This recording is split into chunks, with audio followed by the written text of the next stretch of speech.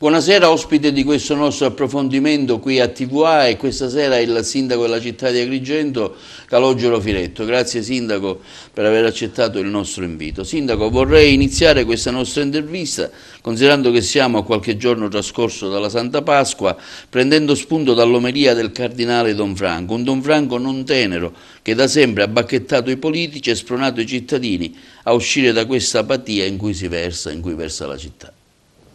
Cosa dirle? Non dice forse la verità Don Franco quando chiudendo la processione del Venerdì Santo parla di promesse che non hanno trovato realizzazione, e come non si può non andare alla vicenda della 640, come non si può non andare alla 189, strade che dovevano essere realizzate, dovevano essere ultimate oramai da 5 anni e che ancora sono lì con i cantieri che non procedono oltre. Come si fa a non sottolineare quel gap infrastrutturale che ancora il nostro Paese ha, e come si fa a non considerare quella difficoltà di risposta che molto spesso i comuni hanno per via di una condizione finanziaria che sta mandando a gambe per aria il sistema, e questo non viene detto più oramai dai sindaci che hanno gridato, almeno quelli responsabili, quelli cioè che non dicono la colpa è di quelli che c'erano prima, ma di quelli che fanno i conti con le cose per come sono nell'immediato, con i tagli ai trasferimenti, le difficoltà finanziarie, un'autonomia fiscale che sostanzialmente non c'è, cioè c'è l'autonomia finanziaria ma non c'è quella fiscale. E lo dice il Presidente della Corte dei Conti italiana, lo dice Buscema, lo dice ascoltato a sezioni unite, per intenderci, dai due rami del Parlamento, Camera e Senato, in Commissione Bilancio, in vista delle leggi che riguardano la legge di stabilità. Ecco, questo la dice lunga di come il sistema in questo momento viva una condizione per cui chi governa è rivolto unicamente al racconto proiettato alla prossima scadenza elettorale, però sostanzialmente noi i grandi temi, le grandi questioni che stanno mandando in tilt il Paese, forse non li vogliamo affrontare. Don Franco dice che manca un'azione di sviluppo del territorio, tante attese sempre disattese, il tessuto sociale diventa sempre più povero, le famiglie perdono la casa, i giovani sono costretti ad emigrare. Sono temi chiaramente accuse pesanti. C'è una Sicilia che ancora ha certamente un gap infrastrutturale, c'è una Sicilia che ancora ha un livello di PIL che non è confrontabile con quello del nord-est del paese. Abbiamo un nord-est di questo paese che cresce, che è ben rappresentato politicamente, che svolge un'azione di infrastrutturazione di quel nord utile. Parliamo di quarta corsia in autostrada, parliamo di TAV, e però vorremmo parlare anche di una strada normale che ci collega con i due aeroporti di Catania e di Palermo, e questo accade in questo momento per la Sicilia? No. Abbiamo questo pezzo di Sicilia che nonostante tutto cresce, e cresce nei numeri che registriamo di turisti, di quello che arriva nella Valle dei Templi, cose che probabilmente 10 anni fa non accadevano. Ma Don Franco dice una cosa molto importante anche, rivolgendosi invece a un'altra parte. C'è quella prima parte che è rivolta alle disattese, poi c'è una parte che riguarda la città. Dice, rivolgendosi a noi tutti agrigentini, la città siamo noi, non lamentiamoci della nostra città, perché altrimenti lamentarsi significa parlare male di noi stessi. Sì, in particolare mi ha colpito quest'anno nei suoi vari discorsi, nei saluti pasquali, il dito puntato anche ai giovani, che li vede un po' assenti, abbandonati, addirittura parlava di spinelli, di ubriacature, pur giovani che frequentano la chiesa, poi insomma una sorta di rassegnazione. Ecco, questo è il dato. No, questo credo, però da questo punto di vista non è che tutti i mali stanno in una parte del paese. Cioè queste vicende a cui fa riferimento Don Franco, le devianze, l'alcol, l'uso di quelle che si dice droghe leggere, e a volte anche non solo le leggere, non è un tema che riguarda la Sicilia, non è un tema che riguarda solo Agrigento, è un tema molto, molto diffuso. C'è un tema giovani, che c'era 10 anni fa, che c'era 15 anni fa, continua ad esserci oggi.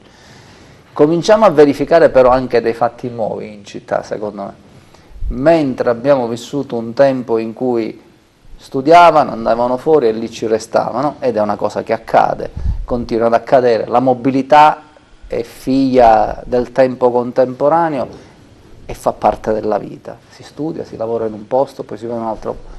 Per ad Agrigento abbiamo cominciato a registrare da qualche anno tanti giovani ben formati, in filosofia a Bologna, a Trento, che cominciano anche a tornare, e alcuni sono poi quelli che si mettono alla testa di start-up o che comunque cercano di muoversi nel privato sociale. In questi giorni ne abbiamo incontrati tanti anche in comune perché hanno chiesto l'incontro con le istituzioni. Forse quelli della TTT. E non solo, no, quelli che si rappresentano una bella esperienza. Hanno pulito il Parco dell'Addolorata. Sono giovani che si muovono, lasciato abbandonato a se stesso. Non solo, vogliono andare oltre, cioè vogliono andare oltre in termini. Ecco, lei che risposte ha dato a questi giovani? Sono giovani intanto a cui devi dare, rispetto a progetti che a volte hanno, di privato sociale, di partecipazione a bandi, è evidente che il Comune non solo è attento, vuole assicurare a loro delle partnership rispetto a processi che hanno in corso, e credo che questo bisogna, cioè si sono molto meravigliati nel trovare la disponibilità di chi mette a disposizione spazi. Loro dicevano tempo all'ascolto, ma quello è fondamentale, cioè se non ascoltiamo loro, che poi sono quelli che fanno anche, se si vuole, delle azioni dimostrative, la pulizia del parco, senza voler mettersi ad ogni costo a criticare, ma dando esempio concreto. Credo che questi siano i segnali buoni di una realtà che cresce. Accanto alle devianze ci sono tanti giovani che studiano, che lavorano, che vogliono affermarsi, e credo che... Però dico, una struttura come quella, io ci sono andato, ho fatto il servizio, molto bella obiettivamente, perché si abbandona a se stessa? Ma non è che si abbandona, quella struttura, ricorderai, è stata inaugurata... Il Parco dell'Addolorata. È stato inaugurato 3 volte. Io dissi nel mio programma elettorale: non sarò il quarto sindaco che la inaugurerà, perché non credo che ci sia da inaugurare. C'è qui da una grande operazione di messa in sicurezza di quell'area che non è mai entrata in funzione, una messa in sicurezza a vario spettro. Eppure credo che sia affidata alla Forestale, quindi... No, non è affidata. Alla Forestale sono affidate le pendici della città, quelle boschive, dove la Forestale svolge l'attività di coltivazione, quindi quello senz'altro, mentre il parco non è alla Forestale. Ma rimetterlo in pristino, quel parco lì, che non è più adatto a attività, diciamo, anche manifestazioni pubbliche. Abbiamo avuto a più riprese contatti con imprenditori perché si attivassero, e adesso le norme di sicurezza, quelle attuali, 626, le successive, le nuove norme sul pubblico spettacolo, fanno sì che quel sito non è assolutamente adatto. Quindi occorrerebbero investimenti importanti. Poi tra l'altro avrei visto che, credo 1 anno e mezzo fa, sull'onda populista qualcuno è andato là dicendo: domani mattina faremo e lo rimetteremo in pristino, perché adesso siamo deputati di questa città e lo faremo Non ho visto nulla al riguardo. Perché? Perché un conto sono i proclami, un conto è scontrarsi con la concretezza delle questioni. Lì occorrono investimenti significativi per fare quello per cui quel parco fu concepito. E per farli hai bisogno di risorse pubbliche, hai bisogno di partecipare a bandi che siano calati su quella struttura. Di questi tempi non ne abbiamo visti arrivare bandi che ci consentissero di poter avviare, quindi puoi fare delle manifestazioni ridotte, minimali, ma non certamente quelle per cui il parco fu pensato. Sindaco, continuo in questo spunto esterno. Ho visto sul Giornale della Sicilia un'intervista al presidente di Sicindustria, al dottor Antonio Siracusa.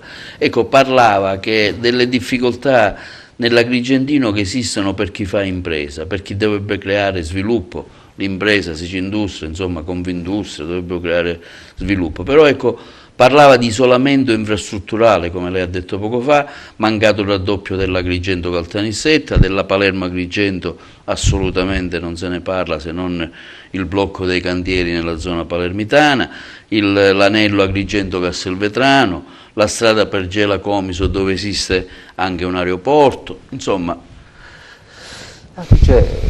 Antonio dice una cosa che è assolutamente di buonsenso e che diciamo tutti quanti. Cioè, quando abbiamo fatto quella iniziativa dei sindaci per la Palermo Agrigento e per Agrigento Caltanissetta, cioè non era un volersi mettere in mostra. Dove venne Falcone, ricordo. Sì, quando avviamo, mi pare, una serie di iniziative in questa direzione. Poi siamo stati anche attaccati da chi in questo momento è al governo per dire: ma perché non vi siete posti il problema prima? Ma prima quando?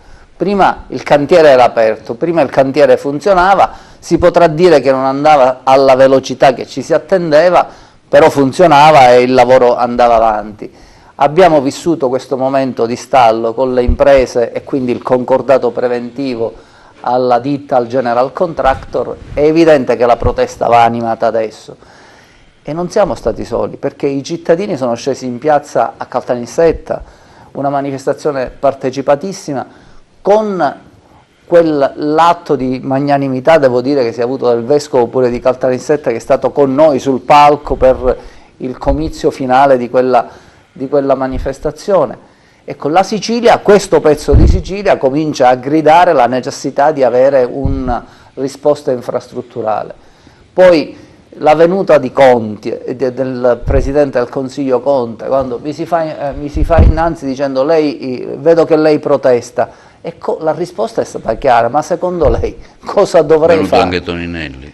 Toninelli in quell'occasione, ma il riferimento no, particolare a Conte, che si rese conto, diciamo, di questa protesta. Cosa dovremmo fare? In una condizione di stallo totale, secondo lei cosa dovremmo fare come sindaci di un territorio? Ora, io mi auguro che questa risposta possa essere adesso immediata, perché mi pare che di tempo dalla visita ne è passata e mi pare che le cose non siano ad oggi mosse. Non è che è un file che il territorio archivia, perché nelle prossime settimane inevitabilmente saremo, stante l'attuale stallo, saremo costretti a riprendere l'azione di lotta per rivendicare quello che a questo pezzo di Sicilia necessita. I cantieri sono sempre bloccati, mi pare, no? I cantieri sono pressoché bloccati. Agrigento Palermo l'ho fatto recentemente. Le ditte in particolare, Caltanissetta. Sì, allo stesso modo, le ditte dell'Agrigento Caltanissetta, i cosiddetti creditori, 3 giorni fa hanno mandato una nota con cui facevano appello al sindaco della città di Agrigento, a quello di Caltanissetta e ai 2 arcivescovi, perché insieme si sviluppasse un'azione di solidarietà e di protesta nei confronti del governo. Senta, traspongo sempre dell'intervista di Siracusa, dove parlava di uno stato di abbandono della cosiddetta zona industriale, dove sono più i capannoni dismessi che quelli operanti, ma approfitto anche per dire che a tal riguardo, grazie al prossimo referendum relativo ai confini tra Favara, Aragona e Agrigento, la zona ASI potrebbe essere anche appartenente, so che c'è una rimodulazione, quindi vorrei la anche ridefinizione dei confini dà qualcosa ad Agrigento, fa acquisire ad Agrigento qualcosa sul versante dell'area industriale, cede qualcosa ad Aragona e cede qualcosa a Favara. Io mi auguro che questa riapposizione di confini, che è stata lunghissima, che ha visto tante commissioni consigliari al lavoro per oramai, posso dire, qualche decennio, possa finalmente trovare la luce, ma questo lo dovranno dire gli abitanti di quei quartieri, lo dovranno dire andando a votare per il referendum, adesso ai primi di maggio, e decidendo se davvero esprimono gradimento per questa riapposizione dei confini. Per tanto tempo hanno protestato perché questo avvenisse, mi auguro che sia la volta buona, adesso dipende da loro. Quello che noi dovevamo fare l'abbiamo fatto, ci eravamo impegnati nel 2015 a definire l'aspetto burocratico di questo procedimento, l'abbiamo fatto. Si ha la paura che non si raggiunga il quorum? Ma come tutte le cose, nessuno potrà più lamentarsi nei confronti del Comune di Agrigento, perché si perdeva tempo. Abbiamo fatto tutto ciò che era necessario fare, se adesso i cittadini lo vogliono, hanno l'occasione per poter dare esecuzione. Ecco, Sindaco, a proposito, sempre prendendo spunto, mi viene un'idea: avete mai fatto voi un tavolo di concertazione con le rappresentanze del mondo del lavoro, Confindustria, Confesercenti, cercare di creare anche un tavolo di regia in cui si possa pensare a uno sviluppo condiviso per uscire da Agrigento dall'isolamento e cercare di attrarre investimenti. Ma lei in questi suoi 4 anni, che ormai dico un altro anno si andrà a votare, giusto? Poi parleremo anche di questo aspetto. In questi 4 anni su questo aspetto ha fatto qualcosa? Ma credo che anche voi ne avete dato conto nei vostri TG diverse volte. Noi abbiamo il tavolo di monitoraggio permanente con le forze sindacali e con Confindustria che prevedono, se non ricordo male, da protocollo 2 incontri anno, uno ad inizio d'anno e l'altro nel mese di novembre, ed è un'attività a cui abbiamo dato corso facendo in modo che sulle grandi questioni che di volta in volta venivano affrontate, penso per esempio al PRG, penso al progetto Girgenti, penso al progetto Ravanusella, penso alla questione università, penso alle attività di riqualificazione più in generale, un tavolo che ha avuto un confronto diretto con le forze sindacali, CGIL, CISL, UIL e anche le associazioni dei consumatori in alcune occasioni e dall'altra parte Confindustria. Quindi è un processo che va innanzi.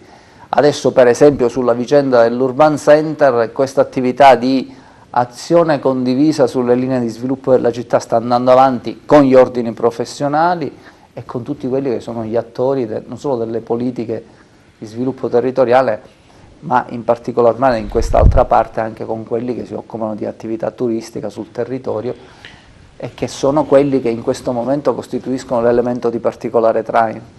Recentemente abbiamo assistito anche a una conferenza stampa del capo del Genio Civile dove diciamo, ha ripreso un vecchio progetto relativamente agli ipogei, che potrebbero essere diciamo, anche una cosa nuova per la città, fonte di turismo, di attrattività. So che sotto il viale state facendo dei lavori anche per sistemare questi ipogei, insomma ci aggiorni in questo senso. Noi adesso fa piacere che il dirigente del Genio Civile, che avevano credo anche un finanziamento per una certa attività a questo riguardo, segua un percorso che si era perso, sta cercando ma che il comune tecnico, diciamo, senza la struttura regionale ha portato avanti di suo per una serie di iniziative. Intanto con il contratto aperto dei 2 milioni di euro per la messa in sicurezza di una serie di ipogei, tra cui quello dell'Acquamara in maniera particolare, e altri interventi diciamo, che consentano la fruizione di questi siti ipogeali.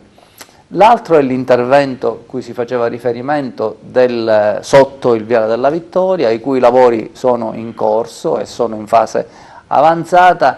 Ho il fondato diciamo, convincimento che noi nel corso del mese di settembre possiamo chiudere quei lavori e finalmente avere un sito che possiamo far fruire a chi ha voglia di visitare questa parte di città che è assolutamente sconosciuta. In tanti dicono, ma esiste questo sotto il Viale della Vittoria? Esiste davvero questo? Ecco, credo che questa sia una buona cosa. C'è tutto un circuito intorno alle aree sotterranee. Ricorderai un paio di anni fa partimmo con l'idea Acquamara proprio grazie anche a quelli di Napoli Sotterranea che sono venuti ad Agrigento e hanno ritenuto quel sito di grande suggestione, di grande fascino anche per quella che è l'imboccatura del sito, poi perché si trova dietro il Teatro Pirandello, proprio al finire di quello che è il proscenio del Teatro Pirandello, inizia questo ipogeo particolare che ti porta fino a Palazzo. Quindi dal Viale della Vittoria arriva fino sono due. Scusa. Uno è quello di Viale della Vittoria, che poi procede, e poi c'è quest'altro che è quello dell'Acquamara, che è veramente bello. Acquamara perché ancora continua a scendere dell'acqua, che è acqua pulita, e attraverso, diciamo, seguendo l'acqua, tu entri in un ipogeo che ti porta fino a Palazzo De Marinis, sopra Piano Barone. È particolarmente suggestivo e questi di Napoli Sotterranea lo hanno trovato particolarmente suggestivo. In questi giorni, grazie all'associazione di alcuni speleologi agrigentini e geologi, sono venuti Roma Sotterranea e anche loro hanno visitato quello del Viale della Vittoria, ma in particolare hanno visitato quello della Colimbetra, ma sono rimasti particolarmente affascinati dall'ipogeo dell'Acquamare. Ecco, questo del viale quando si potrà essere? Lo dicevo, credo, ho il fondato motivo per dire che credo che a settembre noi completeremo i lavori e quindi avremo un sito che è visitabile, all'interno Sì. ci sarà un'illuminazione, ci sono delle iscrizioni a parete, fu utilizzato per qualche periodo come cisterna. La particolarità, la prima occasione che io ebbi di entrarci, perché ne sentivo parlare sin da ragazzino, l'elemento di fascino era vedere le radici dei ficus del viale della Vittoria che fanno un salto di 6 metri per poi riconficcarsi a terra dopo una parte, diciamo un vuoto di 6 metri ed è particolarmente suggestivo. Sindaco, parliamo di centro storico. Recentemente abbiamo assistito a un encomiabile lavoro delle forze dell'ordine per ripulire il centro storico dallo spaccio. Tanti sono stati gli encomi fatti ai carabinieri di Agrigento. Ecco, come amministrazione attiva vi ritenete in qualche modo responsabili di questo degrado del centro storico? No, siamo quelli che abbiamo chiesto che si ripristinasse legalità in quell'area del centro storico ed è un'operazione che non è finita, nel senso che questa richiesta forte è arrivata al tavolo dell'ordine e della sicurezza da parte del Comune, sì, benché le forze dell'ordine avessero già, secondo le loro azioni e dinamiche, individuato elementi di criticità, di rischio forte, e quindi abbiamo avuto a più riprese interventi prima delle forze di polizia, poi abbiamo avuto un momento in cui ci sono state le risse che ricorderete tra le due etnie che ci hanno fatto incontrare, per esempio l'etnia dei senegalesi. Poi abbiamo avuto questo intervento che oramai non è di ieri ma è durato nel tempo con una serie di attività di indagine molto pregnanti da parte del Comando Provinciale dei Carabinieri, che trovo l'occasione ancora una volta per ringraziare, e lì ci siamo limitati anche con quella che era l'attività nostra, per esempio sul fronte del conferimento selvaggio dei rifiuti, perché vi erano queste attività in corso di cui il Comune aveva evidentemente conoscenza, per evitare azioni di interferenza in qualche modo con l'attività di indagine. Adesso l'attività di controllo del territorio continuerà in capo certamente alle forze dell'ordine. Noi avremo e svilupperemo ulteriori attività sul piano invece del conferimento, dell'abbandono selvaggio di rifiuti. È migliorata a valle di Ravanusella enormemente la situazione rispetto a quella che abbiamo registrato 4-5 mesi fa, ma non è ancora quella che noi vogliamo. E poi c'è il processo di rigenerazione urbana e su questo serve dire alcune cose. Ecco, diciamo, Ravanusella è partito il progetto Ravanusella di riqualificazione.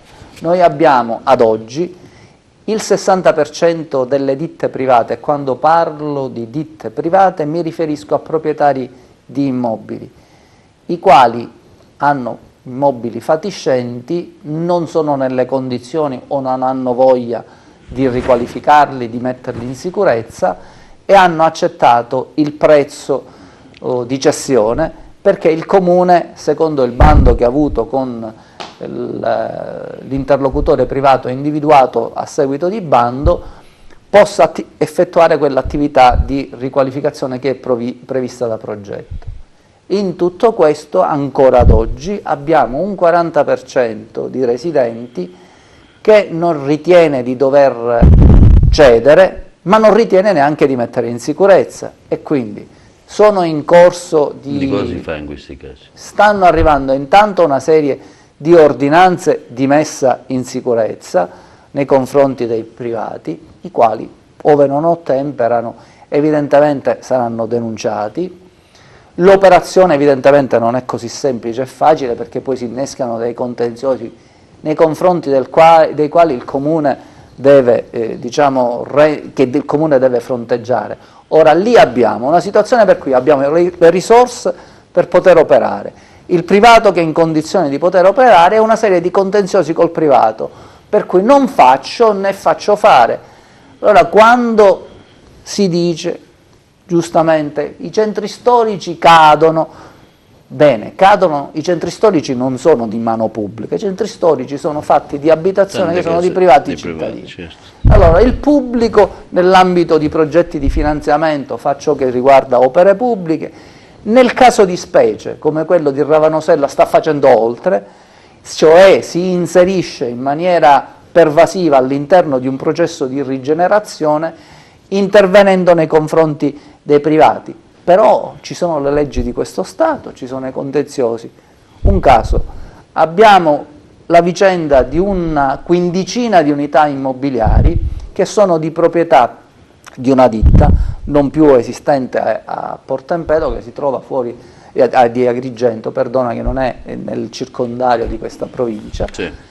Ebbene, stiamo avendo contenzioso perché non si ritiene di cedere il bene, e nello stesso tempo però abbiamo i problemi di sicurezza che sono venuti fuori prepotentemente proprio in questi giorni in occasione dell'attività delle forze dei carabinieri, proprio perché sono immobili dove c'è l'immondizia dentro, dove a quanto pare si venivano anche nascosta materiale stupefacente, e quindi stiamo andando lì a chiudere.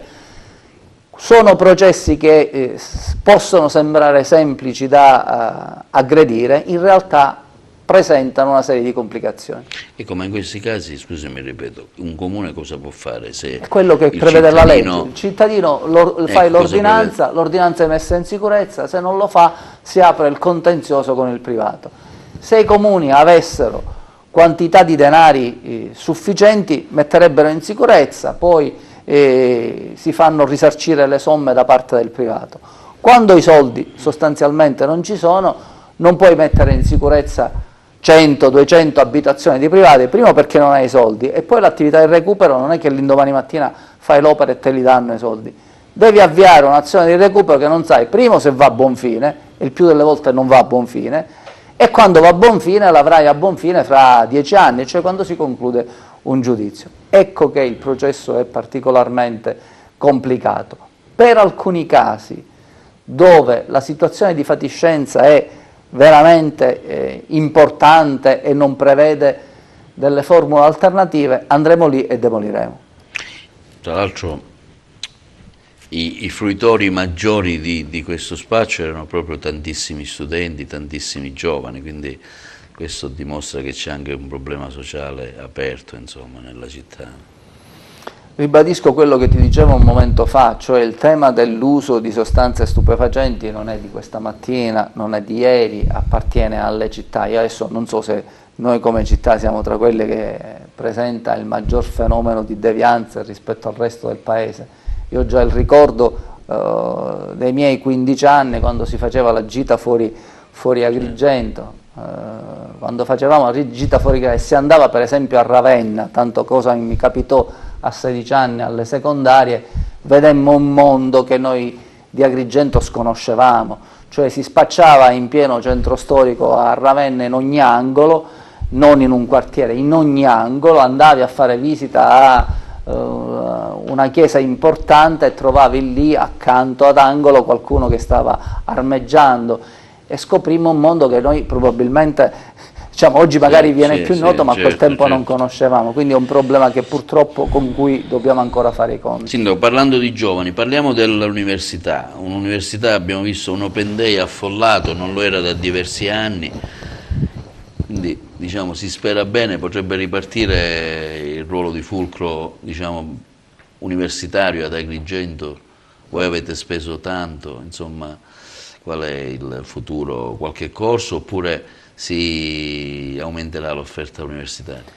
L'offerta universitaria ormai è aumentata, nel senso che è stata dichiarata l'offerta formativa dell'Università di Palermo, e Agrigento vede levitare 4 nuovi corsi di laurea, e quindi è un fatto assolutamente nuovo e che in certo modo è la pietra che nasconde quel funerale ignominioso che si dovette inscenare per rivendicare l'Università di Agrigento. Quindi non più il funerale, ma il futuro.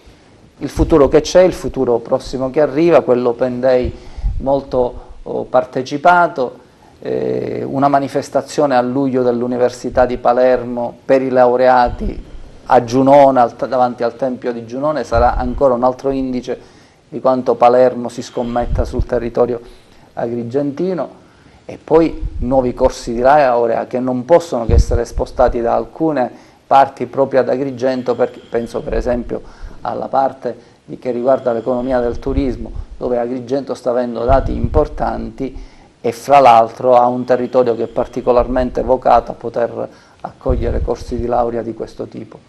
Quindi l'università che cresce, ma c'è un dato innovativo particolare, cioè l'Università di Agrigento non sarà più sistemata solo a Calcarelle, in via Quartararo. Nuovo progetto che voi avete presentato, ricordo, alla Biblioteca La Rocca qualche mese fa. Esattamente, l'università comincerà a tenere corsi, per esempio la facoltà di architettura, che torna ad Agrigento, che tra quelle che torna ad Agrigento non andrà in via Quartararo, ma avrà lezioni frontali a Santo Spirito, in quello che era il refettorio di Santo Spirito, avrà verosimilmente, e anche nell'intenzione dell'arcidiocesi, la consegna di uno spazio che è per esempio Santa Caterina, mi si dice, dove potrà essere un altro spazio per lezioni.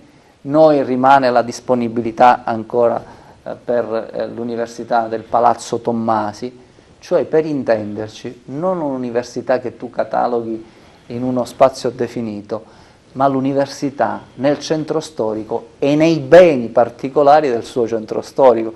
Quindi è un bel progetto che sta animando l'Università di Palermo e che ho visto l'entusiasmo registrato dai docenti in primis, prima ancora che da parte degli studenti.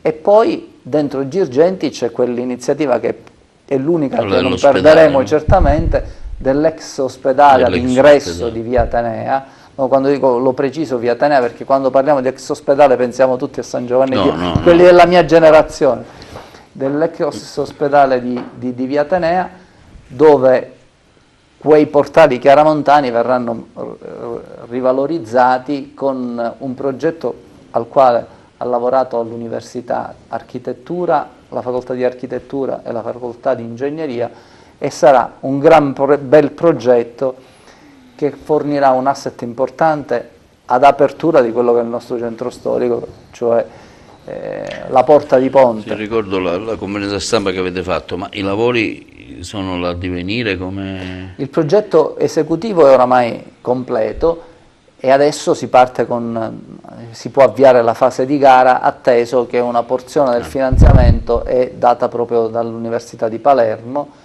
e quindi Università di Palermo che investe una porzione delle risorse, l'altra porzione sarà data dal finanziamento di progetto.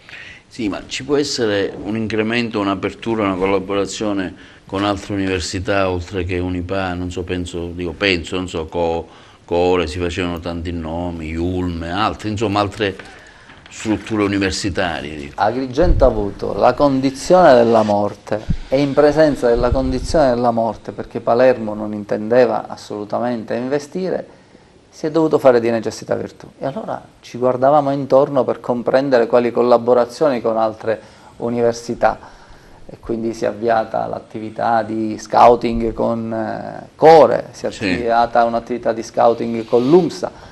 Se Palermo fa di questo sito un sito privilegiato nell'ambito della sua offerta formativa, io credo che noi non abbiamo bisogno di altre università.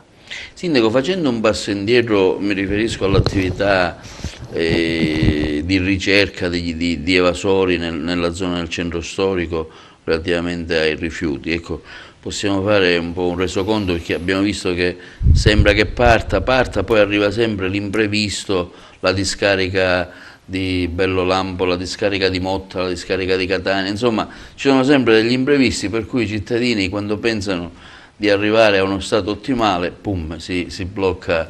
Abbiamo visto con l'umido, insomma, sotto Pasqua per 5-6 giorni abbiamo dovuto tenere l'umido a casa. Io non so se saremo... È chiaro che non sono anche responsabilità vostre, perché se si blocca, diciamo, chi deve accettare il conferimento, però dico, si può arrivare a una normalità e non sempre stare lì, si scarica, non si scarica, i turni che vengono saltati, posticipati, insomma una situazione un po' più tranquilla. Viviamo in una terra che ha perso tanto tempo e adesso vorrebbe correre. Tu avrai visto le dichiarazioni bacchettanti del Presidente della Regione Musumeci nei confronti allora dei sindaci che non facevano la differenziata, e lì aveva anche qualche punto di verità il suo ragionamento, perché c'erano dei sindaci che mentre si continuava a dire che era un obbligo di legge, si voltavano dall'altra parte. È successo a Trapani, è successo in qualche comune della nostra provincia. Però, detto questo, e avendo lui questo elemento di ragione, la domanda oggi da porre al governo della regione: ma le stazioni di conferimento che abbiamo promesso debbono essere di livello provinciale, tu regione sei riuscita ad assicurarle? E potranno rispondere: ma è compito delle SRR. Bene, le SRR hanno fatto la parte che gli compete, il compito da sempre di assicurare le stazioni di conferimento, e comunque i permessi per queste stazioni di conferimento sono in capo alla regione. L'avete prontata questa? La risposta è no. Perché no? Perché ancora Agrigento, per esempio, che fa differenziata, e la città ha dimostrato di farla con tanta buona volontà, altrimenti non avremmo i numeri che abbiamo, il 71,29% di differenziata, che è un dato strabiliante che ci fa essere il primo capoluogo in Sicilia e tra i primi nel centro-sud Italia. Bene, noi continuiamo a scaricare, come giustamente dici tu, l'umido a Belpasso, cioè a Catania. Ecco, Belpasso, no Bellolampo. No, a Bellolampo ci andiamo pure, ma a Bellolampo ci andiamo per l'indifferenziato, dove ci fanno... E non ce li scegliamo noi, stai attento. Non è che noi vogliamo andare a Bellolampo o vogliamo andare a Belpasso, è proprio a noi Agrigento, Regione assegna questi due impianti e noi lì dobbiamo andare, non c'è verso. Potrei stabilire di mandare i miei rifiuti nel nord Italia, lì li dobbiamo mandare, perché la Regione questo determina. Ma è possibile, con un aggravio di costo per noi agrigentini che è mostruoso. Cioè noi abbiamo avviato un'azione di riduzione del costo del servizio, riducendo il numero degli addetti, fatto. Operazione impopolare, molto impopolare, che ha fatto fare scioperi, ma sapevamo che dovevamo andare lì e dovevamo arrivare al punto di ridurre la tariffa per le bollette le dovevamo ridurre. Bene, lo abbiamo fatto. Impopolarità, impopolarità, proteste, proteste. Colpa sempre dei sindaci e dell'amministrazione comunale, non è mai, cioè non si entra mai nel vivo delle questioni, perché adesso è molto facile dire la colpa è di, non analizzare le questioni quali sono. Secondo, continuiamo quindi a stringere il costo del servizio, però poi aumentano i costi delle discariche, perché ti fanno fare tutti questi chilometri, quando noi potremmo, se avessimo nell'intorno della città di Agrigento la discarica per l'umido o per l'indifferenziato, con i risparmi che stiamo avendo dal riciclo dei rifiuti, con l'elevata qualità del campione che produciamo, noi abbiamo sull'umido il 93% di qualità di campione, che è un dato straordinario, perché mentre all'inizio avevamo buoni numeri di quantità, ma campioni brutti, cioè che significa campioni brutti? Significa che la gente faceva male la differenziata. Ecco, oggi gli agrigentini anche a una fanno qualità, bene la differenziata, quindi al di là di una percentuale di recalcitranti, cioè quelli del sacchetto che conosciamo, degli incivili, sempre più sparuta, sempre più ridotta, c'è la stragrande maggioranza non solo che fa bene la differenziata in termini di quantità e di qualità, ma pretende che la città sia pulita. E tutto questo ha fatto in modo che questa operazione qui a noi consentisse di avere grossi risparmi nel costo del servizio, che sono stati prosciugati da questo maggiore costo di discarica, che certamente non è da imputare all'amministrazione comunale o agli agrigentini, ma è a quella politica lì.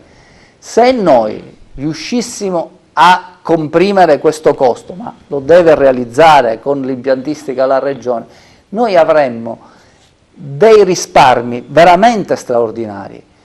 Pur tuttavia siamo riusciti, attraverso questa qualità, nonostante questo maggiore costo, a neutralizzarlo, il maggior costo come? Con la lotta all'evasione fiscale, perché 3.000 e rotti nuovi soggetti sono stati acquisiti all'anagrafe tributaria del Comune, quindi questo maggiore costo è stato neutralizzato dalla lotta all'evasione fiscale, che ci ha consentito, da un lato, di poter registrare una riduzione del 16% per le tariffe dei commercianti e non solo, per i professionisti, aziende, le partite IVA per intenderci, e avere un saldo complessivo di meno 0,63% su tutta la platea, perché per esempio le famiglie monoparentali hanno avuto un aumento in più, però quelle con 3 componenti il nucleo familiare ne hanno avuto una compressione. Complessivamente il saldo è meno 0,63%, che non si vede evidentemente. Ma se noi non avessimo avuto la vicenda delle 2 discariche così lontane, anche quest'anno, già da quest'anno, avremmo avuto un risparmio notevole per le famiglie. Tra l'altro dobbiamo dare anche merito sia alle forze di polizia che ai vigili urbani che, insomma, grazie ai loro controlli hanno dato questo input di paura, di serietà, verso di chi, insomma, non faceva la differenziata, perché, insomma, il controllo è stato, ricordo, alla zona industriale, i carabinieri appostati da diversi mesi, o le fotografie scattate anche da parte dei vigili urbani a chi... No, dobbiamo dire, lì c'è stata anche un'azione repressiva importante che ha anche fatto condividere il pensiero di legalità a chi magari aveva qualche dubbio, quindi io mi convinco che c'è un'azione di repressione, di controllo, e quindi sono spinto a fare maggiormente la differenza. Non c'è dubbio, no? Quindi grazie certamente alla Procura della Repubblica di Agrigento, all'aliquota dei carabinieri che hanno dato una grossa mano, per esempio laddove c'erano le vicende di anche rifiuti pericolosi, penso ad amianti e quant'altro, con tante persone che sono state attinte da denunzie.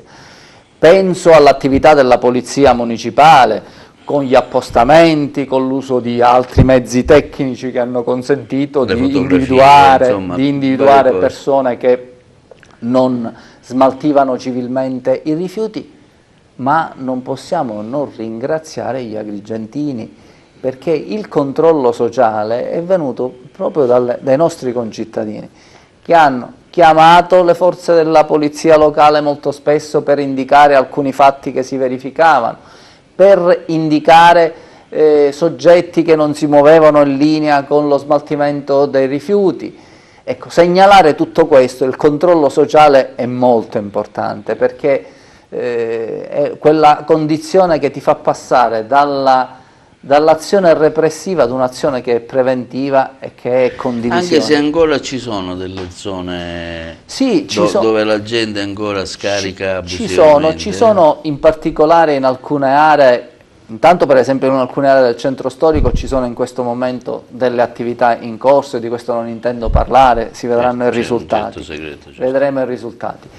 Ma soprattutto nelle periferie, diciamo, di confine, penso con comuni qui limitrofi, da un lato Porto Empedocle, dall'altro lato Favara, dove ci sono delle azioni che è verosimile che non siano ascrivibili ai nostri concittadini a volte, ma siano vicende di passaggio. Ecco, questo purtroppo lo notiamo, e la cosa ignominiosa è vedere per esempio strade statali che vengono fatte segno di pattume, che crea discariche. Per esempio ho in mente la galleria in uscita che ci collega con Raffadali, che è stata bonificata qualche tempo fa. Un'azione indecorosa continuano a svolgere alla galleria Caos, cioè in particolare in uscita, lì c'è stata anche una dove c'è stata un'attività anche delle forze della Capitaneria di Porto abbastanza grossa. Sindaco, tra le altre cose abbiamo vissuto l'apertura della cattedrale di Agrigento in occasione di questa Pasqua. Ecco, questa è una di quelle cose belle. Lo so che lei ci teneva a questa domanda. No, non è che ci tengo.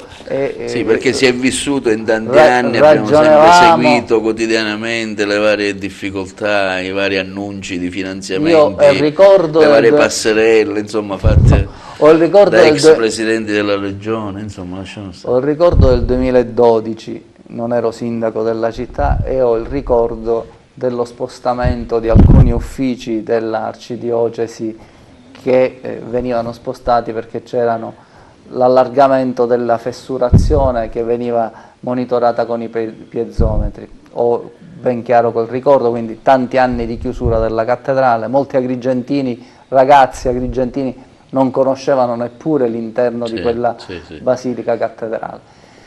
E però credo che sia in questa esperienza dei 4 anni cui facevi riferimento, credo che le notti peggiori siano state quelle quando arrivò, a seguito di mie continue, per carità, insistenze sulla necessità di dover disincagliare la vicenda e far avviare i lavori con la messa in sicurezza del colle.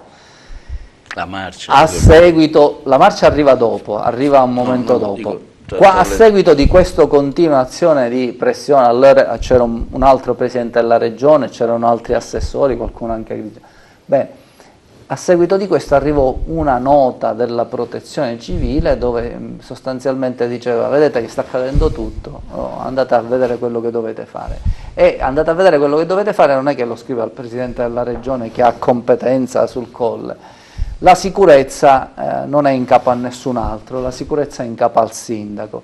Se uno si torce un capello, una responsabilità pesantissima. Allora, siccome mi può capitare nella vita ciò che si vuole, ma io quelle 6 ore della notte dormo, non ho mai avuto problemi, non ho problemi. 6 ore li dormo tranquillo, perché poi mi vado a coricare coscienza. Non ha bisogno di tranquillante. No, assolutamente, ma mai. Bene. Bene, in quelle 5 giornate, che non erano le 5 giornate di Milano, in quelle 5 giornate io ho perso il sonno. Ho perso il sonno perché mi trovavo di fronte al dubbio di quello che bisognava fare, così come mi dicevano i tecnici. Noi dobbiamo andare a transennare e chiudere via 25 aprile immediatamente, mandare fuori queste 4 palazzine che erano state censite, le 4 palazzine dove c'erano gli elementi di refluenza dell'eventuale rotolamento, e dovevamo liberare, diciamo, le attività commerciali che lì insistono, dal fruttivendolo al gommista, della Via Emera, sì, per capire il cinema, tutte le attività commerciali che lì insistono. Sì, un sindaco può dormire sonni tranquilli. Ecco, ci fu quel momento molto drammatico che non ci fece dormire, che diede la stura anche a quella manifestazione di piazza. Ringrazio allora l'arcivescovo, tutta la diocesi, perché tutti insieme si fece coro, il bene era loro, le responsabilità erano sostanzialmente le mie personali. Quindi è iniziato un avvio con una serie anche di riunioni, devo dire, pesanti, alcune anche violente in prefettura, che ci sono state, e quindi alla fine vederla quel giorno riaprire la cattedrale, cioè l'arcivescovo che si rimpossessa della sua cattedrale, questo simbolo identitario, entrando dal portone centrale, è stata una grande cosa. E oggi sono felicissimo, perché il 28, e chiudo, finalmente arriva la RAI con una messa domenicale in Mondovisione dalla cattedrale di Agrigento. E adesso quelle 5 notti passate insonne credo che siano state ben spese. Sindaco, parliamo di un'altra iniziativa che avete fatto dell'ANCE, un'iniziativa che avete preso, ANCE, sì, è venuto anche Bianco, insomma, relativamente a un progetto europeo. Mi ha colpito questa sua frase: di cultura si mangia, con la cultura si mangia. Sì, dicono ovvietà. Eppure dico, via Atenea tanti negozi sono chiusi. Insomma, non c'è una situazione bella. Non c'entra la via Atenea, non c'entra via Atenea la con la cultura si mangia, insomma. Di cultura si mangia. Ci spieghi meglio questo concetto. Di cultura si mangia, io dicono ovvietà. Quando, e poi parliamo anche del progetto. Dicono ovvietà perché quando disse che di cultura non si mangiava l'allora ministro dell'economia Tremonti, fu massacrato dai più grandi economisti italiani che gli spiegarono qual è il PIL, la percentuale di PIL che attraverso la cultura si produce. Cioè visitare un bene culturale, la cattedrale. Stamattina ho fatto visita a un B&B, un caro amico, dice: passa, fai colazione con me e con gli ospiti. E sono andato in un B&B della città, ho trovato inglesi, italiani, c'era un gruppo anche di milanesi. Cosa avete visitato? A Valle, Santa Maria dei Greci, E cosa avete visitato?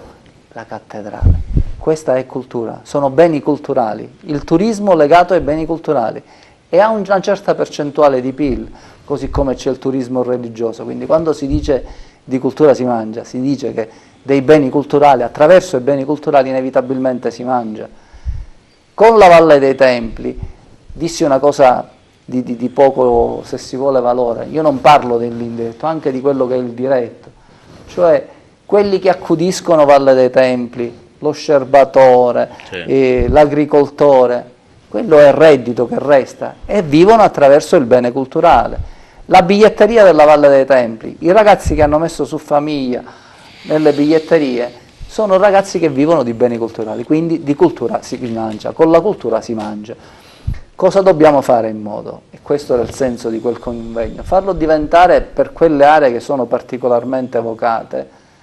E a me è piaciuto molto l'intervento di quel player della Università di Bologna che si occupa proprio a regia della valorizzazione dei beni culturali, che esordisce nel suo intervento dicendo: non ci può essere posto così appropriato per parlare di turismo dei beni culturali se non in una città come Venezia, Roma, detto alcune città, ha detto Agrigento, che significa che noi, non per merito nostro, né mio né tuo, ma abbiamo una serie di emergenze culturali che adesso dobbiamo cercare di valorizzare.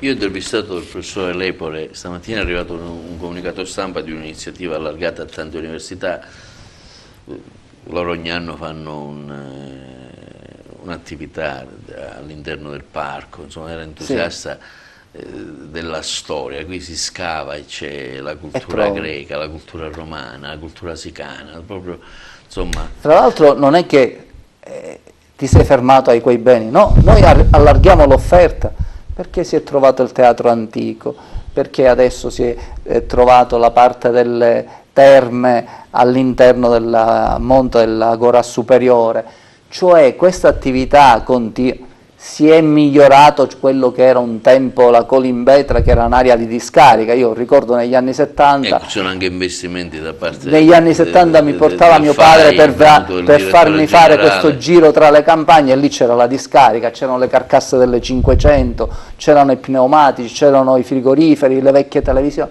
Oggi Colimbetra è un altro punto, per cui questa città cresce anche negli asset. Oggi il completamento e messa in sicurezza di Porta dei Saccaioli, che non è solo quella che si vede, l'interno ha conservato la cripta di quella che era l'antica chiesa di Santa Lucia, che ricordiamoci è del 500, un brano del pavimento è emerso, lo farò vedere nei prossimi giorni, e anche lì c'erano le aree dove venivano tumulati allora i vescovi di Agrigento. La porta, ricordiamocelo, non è dell'altro ieri, ma è una porta del 200.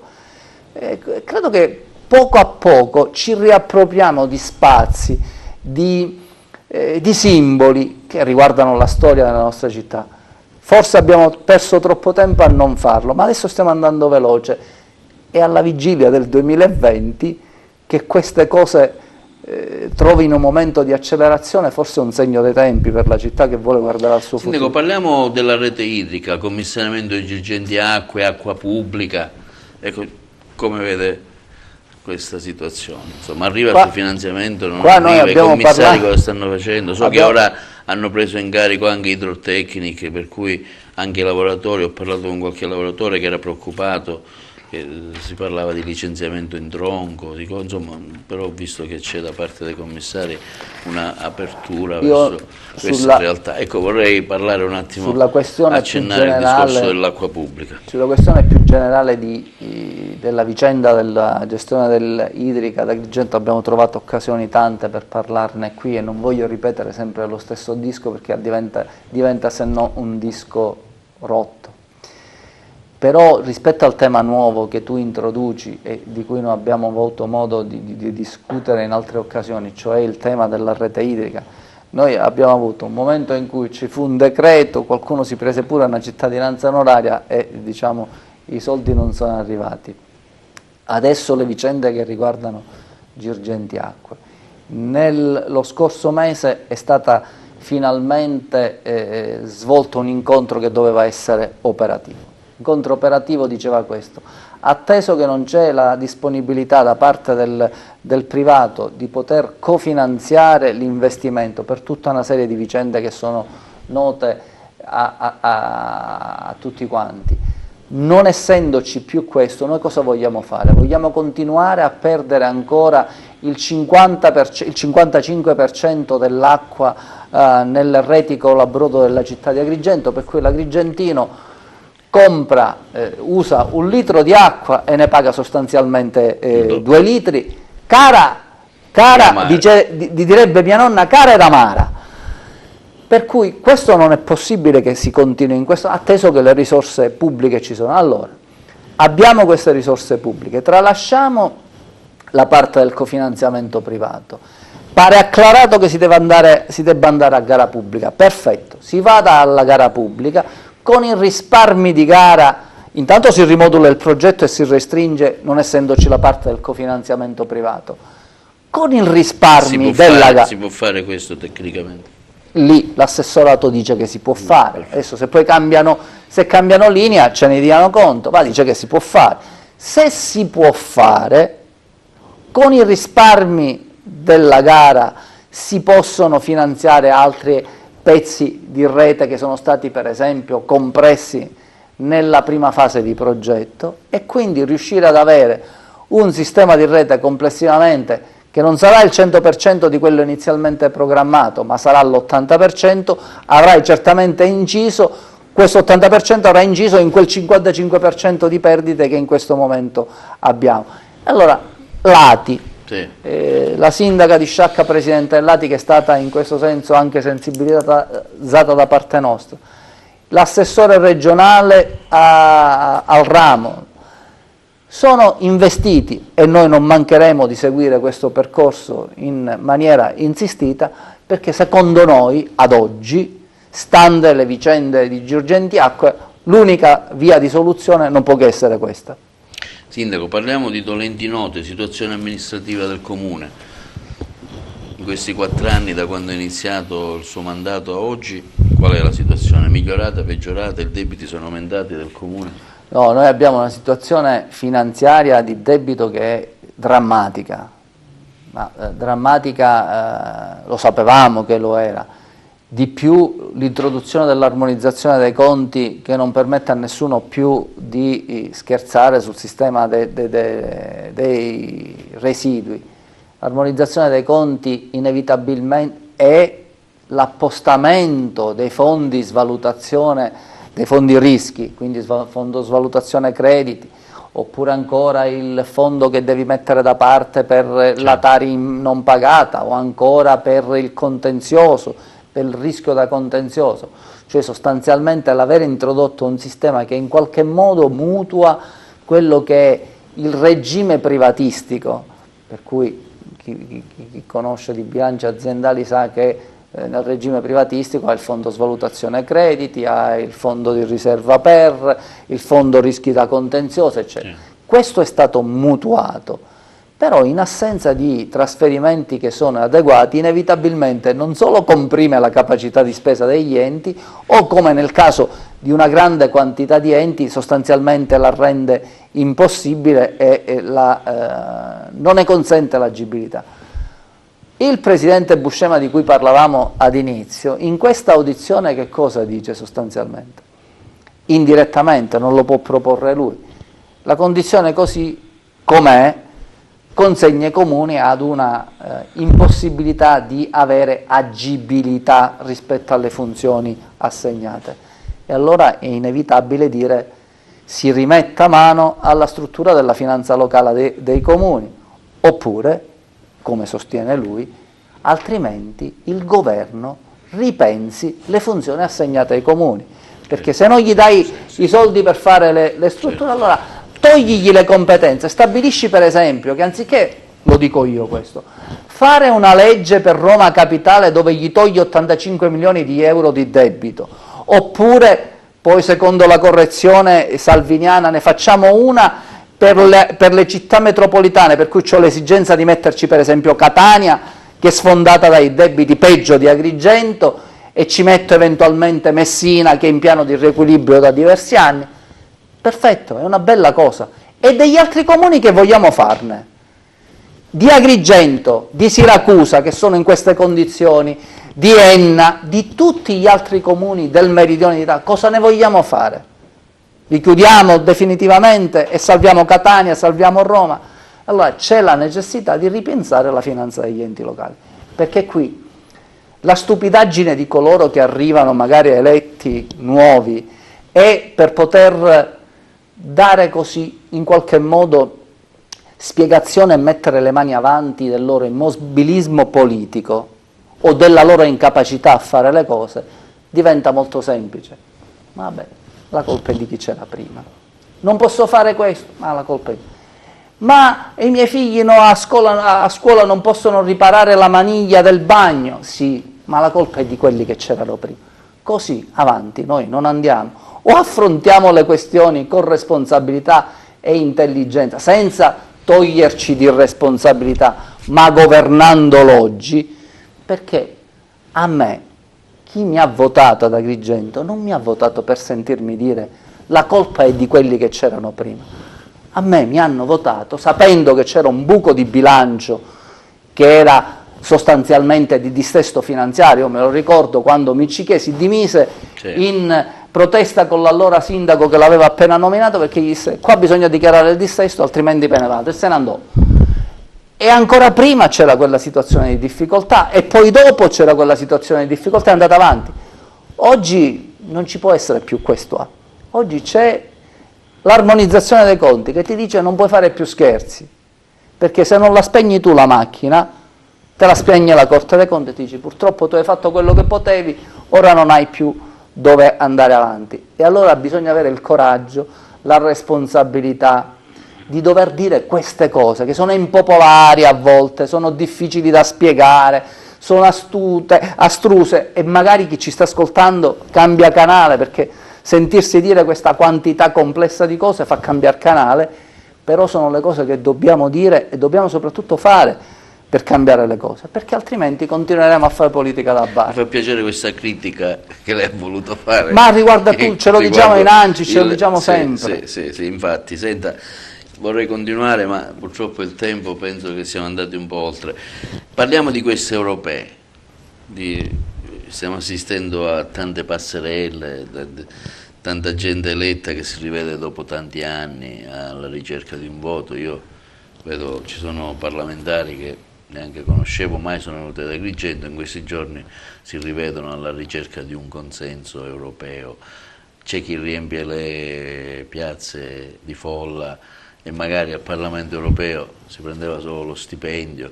Insomma, cosa si ci aspetta da questo momento elettorale europeo qui a divenire Io le posso dire cosa mi aspetto cosa si aspetta una città di Agrigento?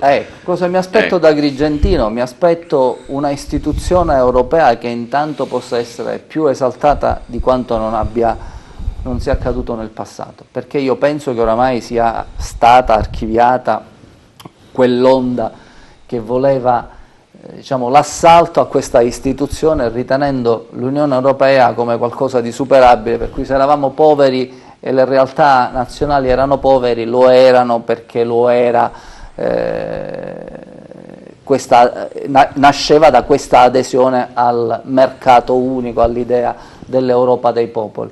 In realtà probabilmente noi abbiamo, quando dico noi mi riferisco al Paese, all'Italia, certo. Si è commesso qualche errore nella fase in cui nacque l'euro, nel momento in cui si stabilì il livello di conversione lira-euro, che inevitabilmente è vero, questo in quella fase ha impoverito notevolmente le famiglie italiane, e questo è assolutamente vero. Forse un cambio più alla pari era migliore. Questo ha impoverito, però pensare che l'uscita dall'Europa ci possa far crescere, pensare questo, per fortuna anche i populisti più incalliti l'hanno ormai archiviata, perché si rendono conto e hanno ben compreso che uscire ci consegnerebbe davvero ad una povertà peggiore di quella che oggi noi viviamo. E se Brexit sta facendo dire agli inglesi e dentro di loro, con grande rivolgimento interiore, che cosa sostanzialmente abbiamo fatto, oggi anche loro sono in forte critica al loro interno in questo senso. Per cui io mi aspetto un'Europa che funzioni di più, che sia sempre di più un'Europa meno di banche, meno di potentati economici, sia sempre più Europa dei popoli, ma per fare questo non abbiamo bisogno di proclami, abbiamo bisogno di costruirla dal basso. Poi magari può essere abusato richiamare i padri di questa Europa, Adenauer, Spinelli, però se noi quel messaggio fondativo lo recuperiamo nel concreto, i paesi lo recuperano nel concreto, lo capiscono pure i bambini della terza elementare, che un conto è avere un mercato per le proprie imprese, per la struttura imprenditoriale, un mercato che ti fa 58 milioni di clienti, e un conto invece averne uno che te ne fa 400 milioni, cioè, le cose cambiano notevolmente. Di questa via della seta cosa ne pensa? Ma io penso che dice bene da questo punto di vista Romano Prodi, cioè noi non dobbiamo avere paura degli altri. Cioè, l'Italia ha in corso e dentro di sé tutta una serie di energie che dobbiamo certamente rivalorizzare, penso a quelle legate alla creatività, che debbono in qualche modo continuare a fare la differenza, sono il nostro vantaggio competitivo. Per cui da un lato una volta avevamo l'America che era la fabbrica del mondo, poi oggi abbiamo l'India e la Cina che sono la vera fabbrica del mondo, però la creatività non sta in Cina e sta poco in India. La grande creatività, almeno non mi riferisco all'high tech, ma mi riferisco a tanta altra creatività, mi riferisco al made in Italy, al design, al mobile, alla moda, ecco, tutta questa creatività, al turismo. Ecco, su questo campo noi credo che abbiamo numeri per cui non possiamo essere battuti, ma non solo come Italia, penso come sistema europeo, per cui della Cina non dobbiamo avere paura, né possiamo competere con un sistema che ha regole molto più compresse rispetto a quelle nostre, cioè immaginare che un lavoratore debba lavorare 14 ore al giorno per avere, ecco, questo non credo che sia il nostro modello, noi dobbiamo avere altri modelli. Siete candido, Sindaco? Io quando pensai di fare questa, diceva mio fratello, sparata, di rinunciare a fare il parlamentare regionale, tutti sappiamo che fare il parlamentare regionale, forse ancor più di quello nazionale, è una sorta di punto di arrivo per tanti che hanno iniziato il proprio impegno politico. Io ho iniziato che ero studentello delle secondarie, per cui facevo attività con per cui quel germe me lo sono portato dietro, per cui era una sorta di punto d'arrivo fare il deputato regionale. Pensare a 18 mesi dalle elezioni, ero stato eletto da 18 mesi e devo dire anche con un grande successo, un grande successo elettorale. Per 8.000 voti le prese? No, arrivai a prendere 12.000 voti. 12.000, allora ricordo male. Presi 12.000 voti e in termini percentuali sono stato in assoluto il secondo più eletto in Sicilia, perché il primo fu Cancellieri in rapporto alla popolazione di Caltanissetta, che era minore di Agrigento, e il secondo era il sottoscritto. E però dopo 18 mesi pensai di fare questa cosa che mi fu detto da tanti amici. Ma ho detto, guarda, vai a trovare un comune che è in dissesto finanziario e tra i debiti, che cosa fai? Vai a gestire il dissesto e poi lasci di fare il parlamentare, perché qualcuno poi la mise anche sul brutale, ma ci perdi pure i soldi Beh, io penso di aver fatto una cosa di cui non mi pento assolutamente. Sono stati 4 anni di impegno forte, difficile, complicato, anni in cui ho visto tante fake news che ho dovuto combattere, ho dovuto anche fare purtroppo qualche volta si fanno anche delle querele che hanno avuto, per fortuna per me, hanno avuto buon esito, con condanna delle altre parti, con condanna anche alle spese, e questi stanno anche pagando. Però non è ristorativo questo, non lo è ristorativo, perché le bugie, le cattiverie, le cose false fanno male, e in ogni caso non è una sentenza di un tribunale che ti ristora con un risarcimento del danno, che ti fa passare, diciamo, il dolore per certe cattiverie che ci sono. È stato il periodo in cui qualcuno si incatenava davanti al comune perché richiedeva sentenze che mi avrebbero dovuto condannare, non si capisce per che cosa, e le sentenze sono andate nell'unico modo in cui potevano andare. in maniera buona per me, con condanna alle spese per chi le aveva intentate. E quindi è stata dura da questo punto di vista, non che dovesse essere rose e fiori, mi era stato detto, nel senso che la città presenta insidie, e però l'ho fatto convinto di farlo. Io lo feci, mi decisi veramente in maniera determinata, forse l'ho raccontato un giorno qui da te e lo ripeto, un giorno portando a mio figlio che doveva andare ad una gita a Villaggio Peruzzo, e dove c'erano tutti i compagni della scuola che aspettava, tutti i genitori, ci siamo dati conto. Passando da quella strada lì, vedere la bellezza della Valle dei Templi con quelle cose, e mio figlio che rimane intontito, ma che bella, così non l'avevo vista mai. Ecco, io penso che quella voglia di futuro per i figli, perché io vorrei che i miei figli, voglio che crescano qua, si affermino qua, che non debbono avere, diciamo, fare la questua come taluni vorrebbero, impoverendo questo territorio per riempire le segreterie politiche, per andare appresso a Tizio, a Caio, a Peppe e Nappa, ma crescano potendolo fare qui liberamente. Per cui io, se ci sono le condizioni, tenterò di chiedere di nuovo il sostegno agli agrigentini, se si vuole. Se non si vuole, ho tante altre cose nella vita da fare.